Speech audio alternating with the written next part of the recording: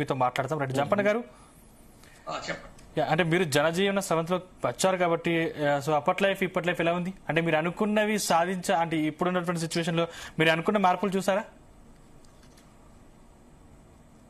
అంటే అనుకున్న మార్పులు అంటే ఎట్లా? అంటే మీరు అప్పుడు మావోయిస్టులకు వెళ్ళినప్పుడు ఖచ్చితంగా ప్రజలకు ఇది కావాలి అని మీరు ఏదైతే అనుకుని వెళ్ళారో ఇప్పుడున్న ప్రభుత్వాలవి ప్రజలకు నెరవేర్చి అనుకుంటారా? పార్టీలో ఉన్నాం.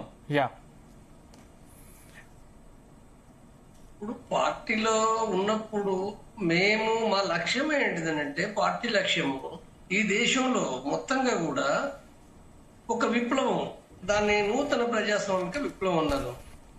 అంటే ఆ విప్లవానికి సంబంధించి వచ్చినప్పుడు కార్మికుల, రైతుల, శ్రామికుల రాజ్యాన్ని స్థాపించాలి. కాబట్టి ఇది స్థాపించాలనుకున్నప్పుడు అంటే ప్రజలని ఆర్గనైజ్ చేయాలి, సంఘాలు పెట్టాలి, ప్రజా ఉద్యమాలు చేయాలి. చేయడం జరిగింది విస్తృతంగా.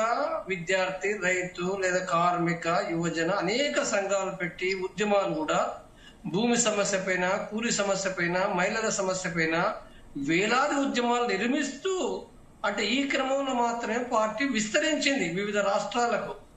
అనేక 16 రాష్ట్రాలకు విస్తరించడం కానీ, లేదా దాని సైన్యం పెరగడం కానీ, లేకపోతే అనేక రకాలుగా డెవలప్మెంట్ ఏదైతే ఉందో అంటే ఈ క్రమంలో ఇది జరిగింది. జరిగినప్పుడు అంటే ఒక వంక ప్రజలకు కొంతవరకు వాళ్ళ యొక్క చైతన్యం పెరిగే విధంగా, వాళ్ళ స్వేచ్ఛ పొందే విధంగా ఒక చైతన్యం పెరగడం జరిగింది. తర్వాత కొన్ని ఫలితాలు అంటే ఒక ఆర్థిక ఫలితాలు అంటుంది పార్టీ భాషలో ఒకట. అవి అంటే ఆర్థిక ఫలితాలు అంటే కొన్ని కూలి రేట్లు పెరగడము, లేదా కొంత భూమి రావడము, కొంత జీతాలు పెరగడము, లేకపోతే కొన్ని సమస్యలు పరిష్కారం కావడము, ఇవి కొన్ని జరిగినాయి.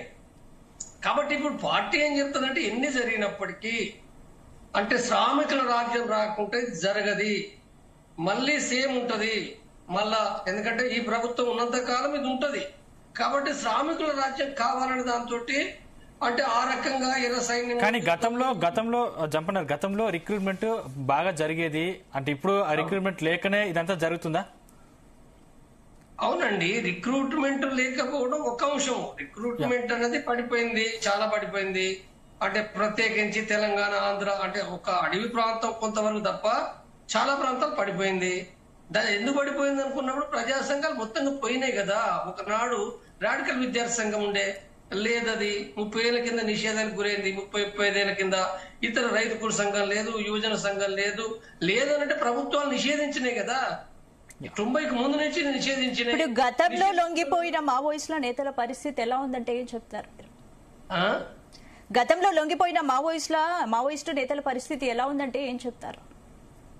లొంగిపోయిన వాళ్ళు దాదాపుగా 100కి 95 మంది వాళ్ళంతా పేద వర్గాలు. వాళ్ళందరూ కూడా చాలా కష్టభరితమైన జీవితం అనుభవిస్తున్నారు. వాళ్ళకి ఏ భూములు రాలే. లొంగిపోయేటైన వాళ్ళకు భూములు ఇస్తారు, ఇల్లు ఇస్తారు అన్నది ఎవరో ఒకరిద్దరు తప్ప ఎవరికి రాలే. వాళ్ళ రివార్డు కూడా అతి తక్కువ, కోట్లు కాదు, పెద్ద పెద్ద లక్షలు కాదు. తర్వాత వాళ్ళు కష్టపడితే కూడా వాళ్ళు ఇప్పుడు బతకలేని పరిస్థితిలో కూడా చాలా మంది ఉన్నారు. కాబట్టి వాళ్ళు ఏదైతుందో ఇప్పటికీ వాళ్ళు వేరు అంటే పరిస్థితుల మధ్యన జీవిస్తుండ్రు. కాబట్టి ఇప్పుడు వచ్చే వాళ్ళు కూడా వాళ్ళంతా పేద వర్గాల నుంచి వచ్చిన వాళ్ళే. వీళ్ళు పేద వర్గాల నుంచి వచ్చిన ఇప్పుడు ప్రభుత్వాలు కూడా, అమిత్ షా కూడా రెడ్ కార్పెట్ అన్నాడు. రెడ్ కార్పెట్ సంగతి పక్క పెడతాం. రెడ్ కార్పెట్ ఎందుకని అంటే అనుకున్న ఏదైతుందో సక్రమంగా అమలు జరిపేటట్టుగా చూస్తే అదే మంచిది. అది అంటే కేంద్ర ప్రభుత్వం అయినా, రాష్ట్ర ప్రభుత్వాలైనా, తెలంగాణ ప్రభుత్వం అయినా ఏంటంటే వాళ్ళు ప్రకటించారు మేము తొందరగా ఇస్తామని చెప్పి అన్నారు.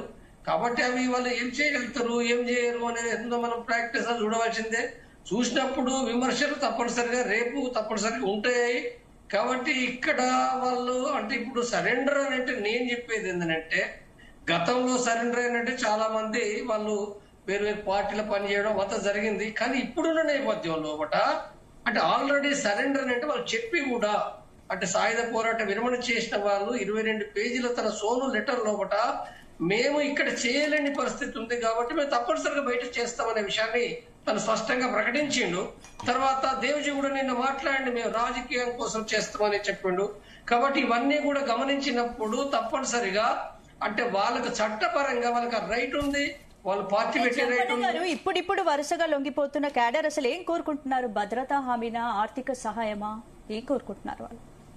వాళ్ళు కోరుకునేది ఇప్పుడు ఒక రకంగా ఇప్పుడు కోరుకునేది అంటే ఇప్పుడు మనకు ఛత్తీస్గఢ్, మహారాష్ట్ర, మధ్యప్రదేశ్, ఒరిస్సాలో బట అక్కడ ఇప్పుడు ఎవరైతే సాయుధ పోరాటం విరమణ చేసిండ్రో వాళ్ళందరూ కూడా ఇప్పుడు ఇంకా పోలీసు కంట్రోల్నే ఉన్నారు. పోలీస్ కంట్రోల్ ఉన్నట్టు వాళ్ళు వదిలిపెడతామంటున్నారు. అంటే ఇంకా మార్చి తర్వాత వదిలిపెడతామనేది వాళ్ళు చెప్తున్నారు. వాళ్ళు వేరే కారణాలు చెప్తున్నారు. కారణాలు ఏంటంటే ఒకటో అంటే ఏమైనా ప్రమాదం నష్టం జరిగితే మావోయిస్టులకు మళ్ళీ అది ప్రభుత్వం బాధ్యత వహించాల్సి వస్తుందని ఒకటి చెప్తున్నారు. రెండో విషయం ఏంటంటే ప్రభుత్వం ఆధార్ కార్డు, బ్యాంకు వగైరా అవన్నీ కూడా చేయాలి కాబట్టి ఇప్పుడు తిరిగి మళ్ళీ ఎక్కడెక్కడో పోతే చేయలేం కాబట్టి మార్చి వరకు మేము దాన్ని కంప్లీట్ చేస్తామనే విషయాలు చేస్తూ కొంత చేస్తున్నాం. కొంత జరుగుతుంది, ప్రక్రియ స్టార్ట్ అయింది, అక్కడ కూడా స్టార్ట్ అయింది.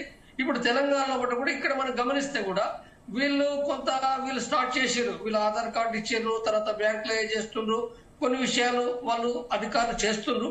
కాబట్టి చూడాలి మనం, అంటే నెల 2 నెలల లోపల కూడా ఏమైతే అనే దాన్ని బట్టి చూడాలి. తర్వాత వాళ్ళు బయటికి రావాలి కదా. ఇప్పుడు వేరు వాళ్ళు ఉన్నారు కాబట్టి వాళ్ళందరూ కూడా కలిసి మాట్లాడుకోవాలి.